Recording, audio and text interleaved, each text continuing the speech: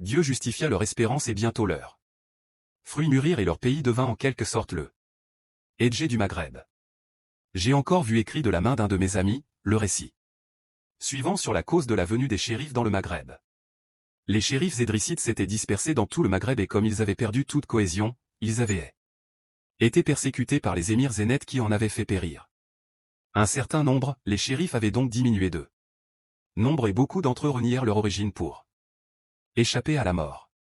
Quand les Mérinides s'élevèrent au pouvoir dans le Maghreb, ils honorèrent les shérifs, rétablirent leur influence et les traitèrent avec de grands égards. Comme à cette époque Sijil Massa ne possédait pas un seul shérif, les chefs et les notables du pays décidèrent d'aller chercher un descendant du prophète pour attirer sur eux les bénédictions du ciel. Or on dit que c'est dans les mines qu'il faut aller chercher l'or, qu'il faut demander les rubis au pays qui les produit et que le Hedjaz est la patrie des shérifs et en quelque sorte leur huître perlière.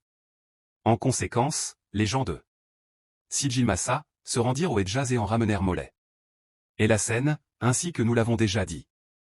Depuis ce moment, le soleil prophétique brilla à Sijil Massa, éclaira ses remparts et l'on peut dire que son cimetière est la Békia du Maghreb. Sijil Massa n'a aucun mérite plus grand que celui de posséder des shérifs, et, sans cette circonstance, son nom n'aurait eu ni la popularité dont il jouit, ni le moindre prestige.